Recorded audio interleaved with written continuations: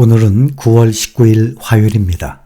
이번 주의 첫날, 오늘 뉴욕 증시는 이번 주 9월 연방공개시장위원회 회의를 앞두고 관망세가 짙어지면서 강보합으로 장을 마감했습니다.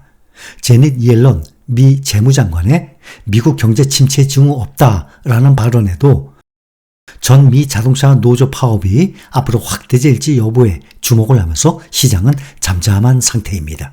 제닛 옐런 미 재무장관이 뉴욕 유엔 총회에서 경제가 하락할 위험에 처해 있다는 어떤 징후도 보이지 않는다라고 말을 하고 미국 노동시장은 차츰 냉각되고 있고 인플레이션도 낮아지고 있다고 했습니다. 미국 시간 9월 20일 오후 2시, 우리나라 시간으로 21일 내일 모레 새벽 3시에 FOMC 결과 발표 나옵니다. FOMC 이후 이번 9월 이후 11월 FOMC 금리 동결 확률이 70%까지 유지가 되면서 달러와 금리가 하향 안정될지 아니면 예상보다 매파적인 상향 조정과 시그널이 나오면서 또 반대 현상이 출현할지 증시의 변곡점으로 될 것으로 보입니다. 이번 FOMC 회의에서 연방준비제도가 기준금리를 동결할 것이라는 전망이 기정사실화되고 있습니다. 다만 최근 유가 상승 등으로 인플레이션 압력이 점점 커지면서 연내 추가 금리 인상 여부에 대한 관심이 집중되고 있습니다. 페드가 이번 9월 회의에서 금리를 동결할 가능성은 지금 99%까지 올라갔습니다. 거의 기정사실이죠. 11월 회의까지 금리를 동결할 가능성은 69%, 0.25% 인상할 가능성은 31%를 기록하고 있습니다. 경제학자들의 20%는 연내 최소 1회 이상의 금리 인상을 전망을 하고 있습니다.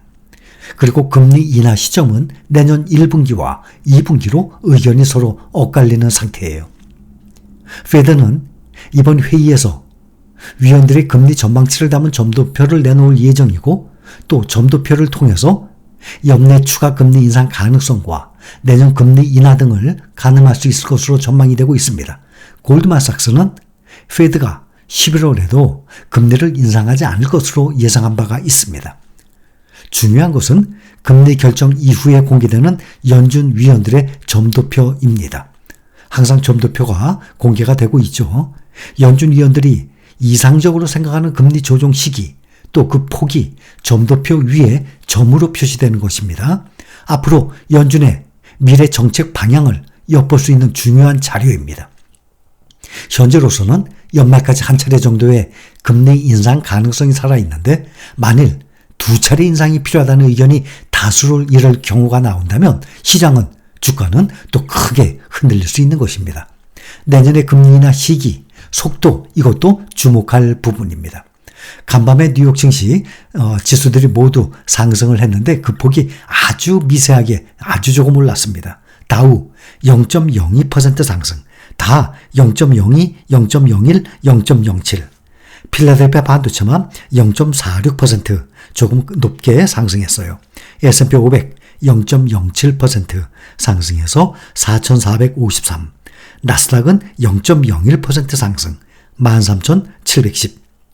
필라델피아 반도체 지난주 마지막 날 3% 이상 크게 떨어졌죠. 오늘은 0.46% 상승 3,491을 기록했습니다.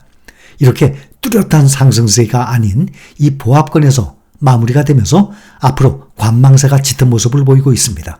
또 파업 돌입했죠. 전미 자동차 노조. 기업들과의 협상에 거의 진전이 없는 것으로 전해지고 있습니다. 미국 자동차 산업 노조 이 파업이 23년 만에 최대의 규모로 진행되고 있습니다. 포드, 스텔란티스, 제너럴 모터스 일부 공장에서 노조원들의 파업이 시작됐고 또 더 나은 제한을 받지 못하면 파업 대상제를 더 늘리겠다고 경고한 바도 있습니다. 현재는 3개의 공장만을 대상으로 파업을 진행해서 빅3 자동차 제조사 구성원의 10분의 1 미만의 근로자를 지금 휴교하고 있는데 하지만 상황이 과열이 될 경우 14만 6천 명의 노조원들 모두가 참여하는 전면적인 파업으로 진행될 수 있다라고 경고한 바가 있습니다. 관련 소식에 포드, 제너럴 모터스, 스텔란티스 등의 주가가 각각 2% 안팎으로 오늘 내렸습니다. 오늘 빅테크주들 중에서는 애플이 가장 많이 오른 날입니다. 1.7%로 빅테크주들 중에서 가장 많이 올랐습니다. 모건스탠리와 골드만삭스의 신규 아이폰에 대한 긍정적 수요 전망 등의 상승을 했습니다. 반면에 테슬라는 가장 많이 떨어졌어요. 3.3%로. 골드만삭스가 테슬라에 대해서 가격 인하로 인해서 수익성 타격을 받을 수 있다고 하자 주가가 하락한 것입니다. 골드만삭스가 올해와 내년 연간 조정 주당 순이익 EPS 전망치를 하향했다는 소식이 나왔습니다. 또 테슬라는 사우디아라비아에 전기차 공장을 세우기 위한 초기 협상을 진행 중이라는 월스트리트 저널의 보도도 있었습니다. 애플봅니다. 신제품 아이폰 15의 사전 주문이 초반 호조세를 보이고 있습니다. 세계 주요 시장 가운데 하나 중국에서 좋은 반응이 나오면서 중국발 악재와 스마트폰 수요 감소 등의 우려를 덜어냈다라는 평가를 받고 있습니다.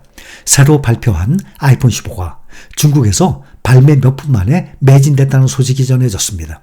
중국 정부가 아이폰 사용을 금지한다 해도 애플 팬들은 막지 못할 거란 예상이 들었는데 그게 들어맞은 셈이에요.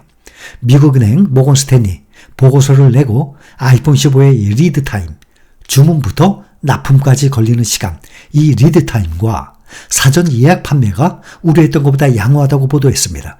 애플은 지난 10일 아이폰 15를 공개했고 15일부터 사전 주문을 받고 있습니다. 중국 소비자들의 수요도 우려와 달리 견고하다는 평가예요. 홍콩 매체 밍바오에 따르면 16일 오후 8시 중국 전자상거래 플랫폼 알리바바의 T몰 공식 애플 스토어에서 아이폰 15 예약 판매를 시작한 지 1분 만에 프로와 프로맥스 모델이 매진됐습니다.